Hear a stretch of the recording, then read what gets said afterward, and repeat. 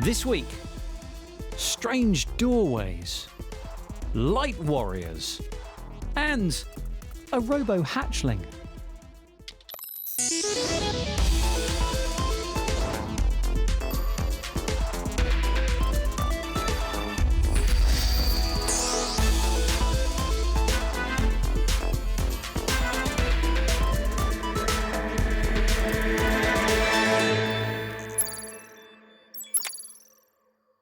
There's sharks all around me. Whoa, whoa, whoa. Virtual reality. It's action-packed. It's immersive. Oh, there's a mouse. It's terrifying. It's collaborative. It's a knockout. Ow! Oh, okay, you hit me. It's Oh God, it's frozen. frozen. It's fun, but it's not going to change the world. It's not going to change the world. It wouldn't fit in as much as, say, my phone would. It wouldn't fit in. Which is such a shame. It's so annoying. It's annoying. Not really what you want to hear when you're talking about VR, especially since the technology's actually been around since the 60s. This helmet is from the mid-90s. But it wouldn't be the first amazing looking tech to simply fade into novelty. One of the problems is the media goes mad over it and then everything gets overhyped. Not that we'd be guilty of that, of course. This is amazeballs. But the truth is, sometimes stuff gets overblown and the people who buy the thing end up getting disappointed by the thing.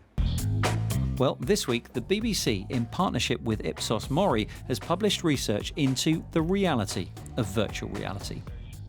16 ordinary people were given Samsung Gear VR headsets for 3 months and asked to use them in their free time at home. And for any long-term observers of tech, the results probably aren't surprising. Let's start with the sheer faff. Actually finding your headset in the first place, it might be shoved in a drawer somewhere or under your bed, dusting off because it's probably a bit dirty and the goggles might not be totally clean. Getting a phone put into the headset if you've got a mobile-driven VR headset. Making sure the phone has got high battery because that will often be drained very quickly. Finding a piece of content to then actually watch, the phone might overheat and the experience will then stop. You might fear family or friends or flatmates pranking you whilst you're doing it, and you might feel a bit self-conscious if your hair's going to be messed up or your makeup or whatever. All of those various barriers and aggregates come to be quite a significant behavioural hurdle to get people to do this. These things just aren't ready for prime time yet. They're not easy to use and they're not easy to share. For example, as soon as I take this off my head, it switches off to save power, which means I can't get something going and then give it to someone else to enjoy.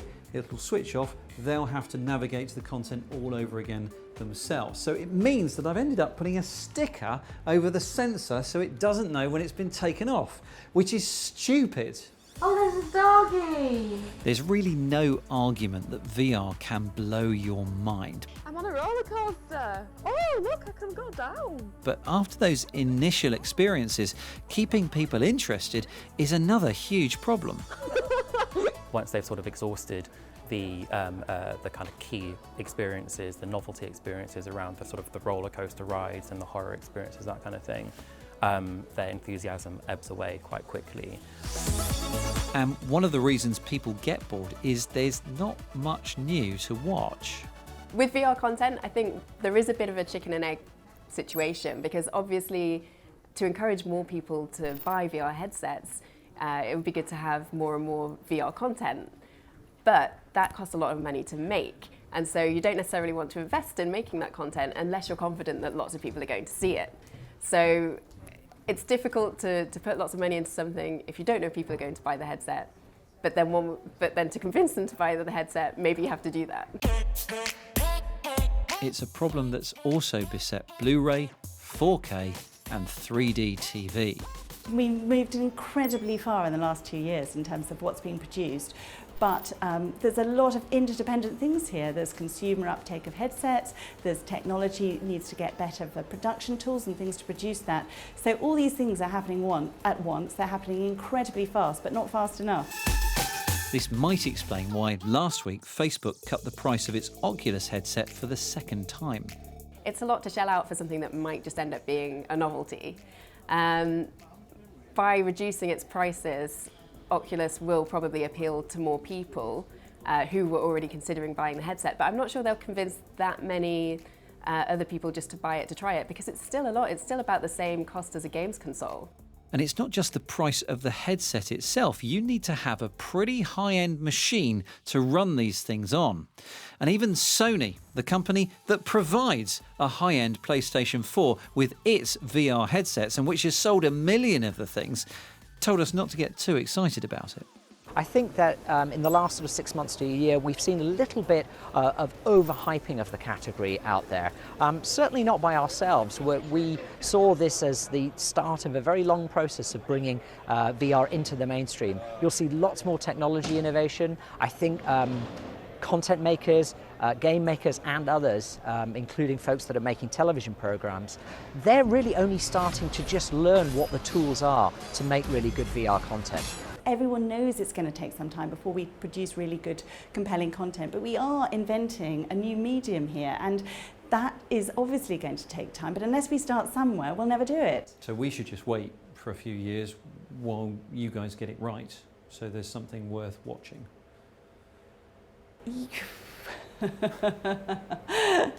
You can't develop anything unless it's in conjunction with the audience too. So if we had no audience, we'd never be able to grow something that will really work for them.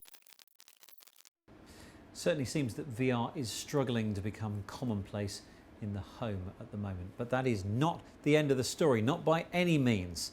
Mark Chislak has been to Hollywood to see VR that's been given the movie treatment.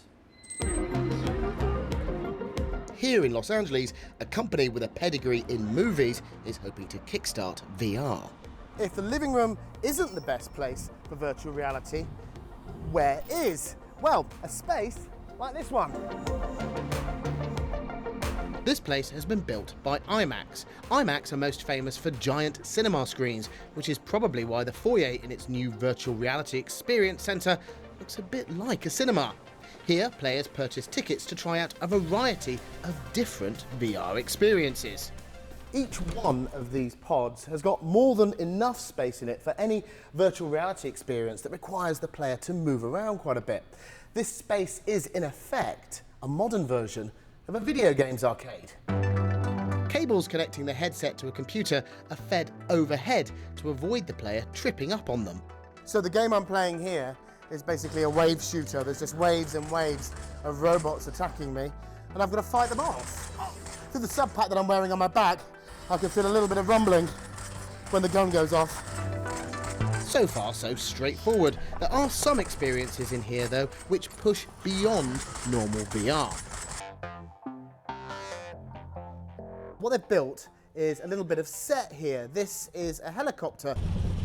It's a tie-in with the new Tom Cruise Mummy movie. So I'm sat on the side of a chopper, and it feels like the helicopter has got a little bit of movement to it as well. It's great. This is surprisingly effective.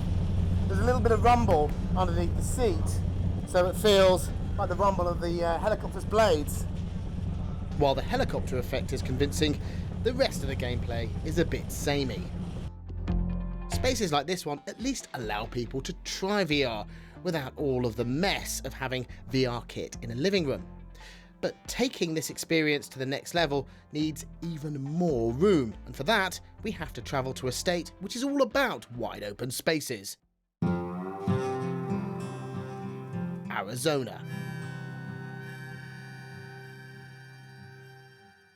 Scottsdale's Octane Raceway is the home of the first large-scale VR space in America from a company called Zero Latency. The key with this next level VR is in here. And it is a massive empty room. The thing is, when you put on a VR headset, this empty space becomes a gigantic virtual canvas on which you can paint almost any picture. 64 cameras track the player's movement, with the grid on the floor assisting and allowing the computer running the show to know where the players are in the room. So I'm suited up and ready to go. I've got my virtual reality headset on, which has got tracking balls on top of it, so the system in there will actually know where I am in the virtual space. And on my back is a computer. All of the cables between the headset and the computer are hidden, so I will have total freedom of movement when I'm in the room. I'll be completely untethered. Zero Latency is the brainchild of a team based in Melbourne, Australia. It's almost like a brief escape from reality, but in the truest sense, you really are transported to a different place. And we find the more the games incorporate walking and the sense of moving through a much larger virtual space than you are in the physical space, that seems to just ramp up that immersion. The game I'm going to play is called Zombie Survival. I'm equipped with a rifle, which will provide the physical sensation of being fired when I pull the trigger as I try to ward off hordes of zombies. Okay, I can see bad guys. I'm supposed to repair barricades preventing the undead from getting close to me while I wait to be rescued by a helicopter. Unfortunately, I get a bit carried away. Oh, you want some of this? You want a piece of me? I really feel like I'm under siege here. Zombies coming at me from every single direction. Do you know what I need? I need a little bit of help. So it's time to recruit extra troops. Up to 6 people can play in here at once. This is what you can't do in your living room at home. Move around with this much space, with a whole bunch of other people about to take on the undead. Headshots, headshots. I'm coming. Die, zombies! Alright guys, good job. Okay, so attempting that with a whole bunch of people made it a lot easier. I got by with a little help from some friends.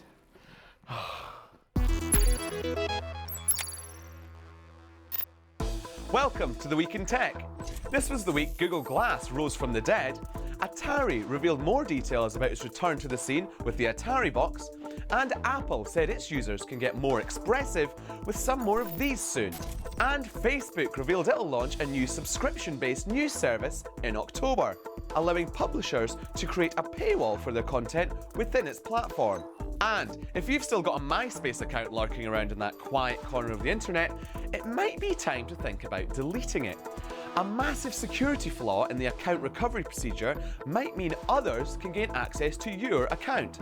And let's face it, nobody wants to see these popping up again. Steps. Long the enemy of the Daleks have claimed yet another victim. This is what happened to the Nightscope robot when it failed to navigate its way around. So, humans took the only logical next step. They named him Steve and built him a shrine. Whilst one robot took a downwards plunge, this one sent its first pictures of the International Space Station back to Earth. This 3D printed adorable bundle attack is controlled from the ground, so the astronauts can spend their time doing other research. And you will soon be able to visit the ISS for yourself. Google announced it's creating a 360-degree view of the station, which will be available on Street View. Or is that Space View?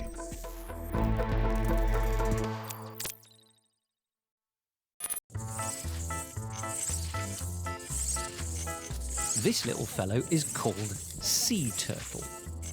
Designed to move like a, yeah, you guessed it, sea turtle, his arms are shaped like the fins found in nature. He's been developed by researchers at Arizona State University to detect landmines and, sadly for him, detonate them. Unsurprisingly, current demining bots on the market cost a pretty penny, but Sea Turtle has been made on the cheap. Powered by a Raspberry Pi Zero computer and constructed from cardboard, this disposable device is £50 a pop. Not bad for a machine that learns as he goes. So we put a robot in front of a camera, and every time a robot makes a good move, then it essentially gives itself some positive reinforcement in terms of maybe I should try that again. If it gets negative, or if it doesn't do very well in trying a new type of control, then that's a negative reinforcement, and so it doesn't try that type of motion again. In reinforcing it by showing it, giving it good or bad feedback, it was able to learn to walk on its own. Not only could the lightweight robot potentially save lives here on Earth, he could also be used to further research in space. One of our goals is to use this in order to manufacture robots in space.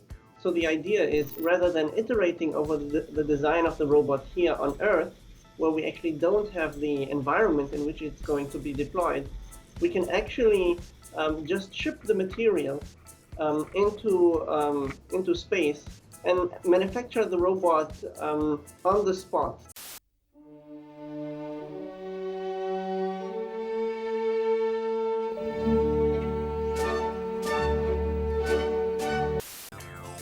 Currently battery-powered, Sea Turtle gets fairly tired after about 3 hours on the trot, so researchers aim to add solar cells to his back so he can charge himself.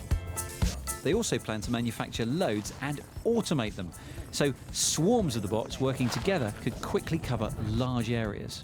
This robot is really good at, paddling through sand, and so not just landmine detection, but applications such as farming, or anywhere where you don't want a very expensive robot interacting with very dirty environments. This robot is really good, is well tuned for that.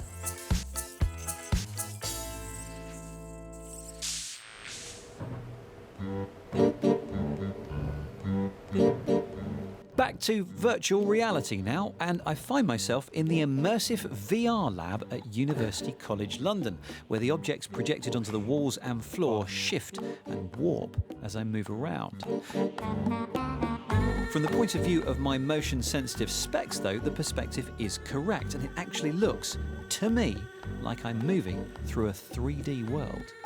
Now, this research actually concerns how the environment feels, specifically whether it really feels like this imaginary ball is hitting this imaginary wall, which it does.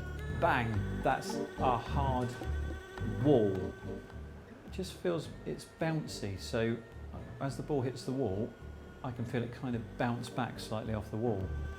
The secret is in the super fast response time in the controller. Now, although video generally looks convincing if it runs at about 60 frames a second, your sense of touch is accurate to 1/1000th of a second. Any less, and it'll feel like everything is slightly spongy. As it is, the wall feels rock hard. The blocks in the foreground feel lighter because I can knock them over. This is great because this is one more step towards a fully immersive experience where I will feel like I really am in this virtual world.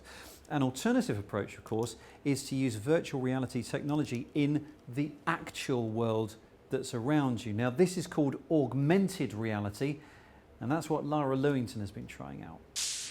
I know many of you are eager to get started with augmented reality. Let's show you just how easy it is using ARKit. Launched at Apple's developer conference in June, the Apple ARKit is a set of software tools.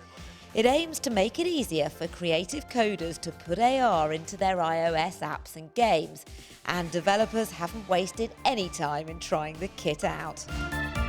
There's the mouth-watering, the mundane, the magical, and a whole host of other amazing ideas prototyped on the platform.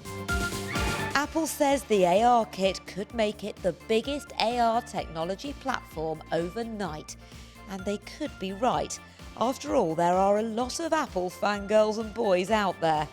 Nowhere more so than at Apple's developer conference, where the audience was suitably wowed by a hearty dose of name-dropping. Director Peter Jackson, The Lord of the Rings, he's now really excited about AR, and to show you what he has in the works, I'm thrilled to introduce Wingnut AR's creative director, Alistair Cool. Alistair. Since this is augmented reality, you folks are all in the shot too. Peter Jackson and his partner Fran Walsh, they'd seen some AR demos of some new hardware and were really excited about the creative possibilities. AR is like a medium like no other. It offered so many creative possibilities, and they really wanted to explore that space. Traditional storytelling and traditional entertainment concepts, and there's a lot of rules around camera work and everything else, and they don't necessarily work in AR. So for the last year, we've been exploring that with Peter and figuring out what's fun and what's entertaining. And of course, the question every Lord of the Rings fan is asking right now: how long before we have an augmented reality Lord of the Rings? I think it's an amazing IP. I think there's so many opportunities with that. I think people would probably love that experience. I don't know when we'll see things in people's living room. I think It's hard to judge how fast the rollout of VR is going to be, but I think we all know it's coming over the next couple of years. It's going to be really exciting, and I think it'll just ramp up so fast. These are the offices of Amplified Robots, a London-based studio specialising in VR and AR, and they've been one of the first to get their hands dirty with Apple AR Kit. There we go. Yes, that looks like a man who I'm walking around, and I can see him from all around. There are tons of areas that can be brought to life with augmented reality. The medical field is one, education for kids, entertainment, real estate. I mean, this is the promise of augmented reality, and we're very close to it now. These are some of the AR experiences Matt and his team have already created here without using Apple's AR Kit. Each app has to figure out on its own how to attach a 3D thing to the real world. So lots of extra programming for developers and an inconsistent AR experience between apps. Many of those apps rely on markers to make the magic happen. That's either special images or normal pictures like the pages in this book, which the app then recognises and pins the 3D content to. Apple's AR Kit uses a newer technique that does away with markers, meaning AR can go on any flat surface. Clearly, this is still very early days for AR as we know it, but with so many big players like Google, Microsoft, and now Apple putting their weight behind the tech, our realities could be set to get a whole lot weirder.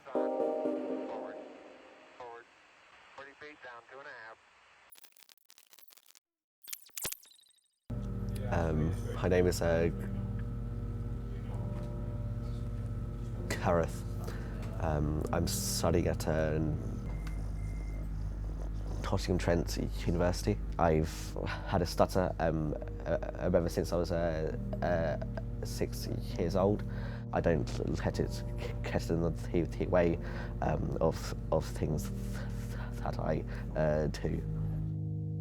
Although a stutter isn't curable, Gareth's dedicated his master's degree to finding a way to treat it as best he can through virtual reality. I'm creating virtual reality exposure therapy, which is aimed to benefit people who stutter and to also treat social anxiety. Gareth is using a headset called the Fove, which has the ability to track eye movement, something that can be severely affected when somebody is stuttering. The eyes can close, flicker, or fixate on a certain place, and adjusting one's eye movements is part of established speech therapy for stutterers. By analysing the eye movements of his subjects, Gareth is able to suggest similar exercises and techniques, and in the future he hopes his research might be used by speech therapists in official treatments. When the person's in the environment, they will see an animated avatar, and they are to talk to the avatar about a certain topic like their favourite holiday, and over that time I'll be tracking their eye gaze behaviours and seeing what they do when they stutter. I will be advising them what to do and how to improve their speech as well. Gareth has previously used a more basic headset to improve people's confidence by simulating an entire audience for them to speak in front of. And although he's only addressing the eye movement and not the speech element directly, he hopes that this research will be able to improve the confidence of those who stutter, and indeed those who don't.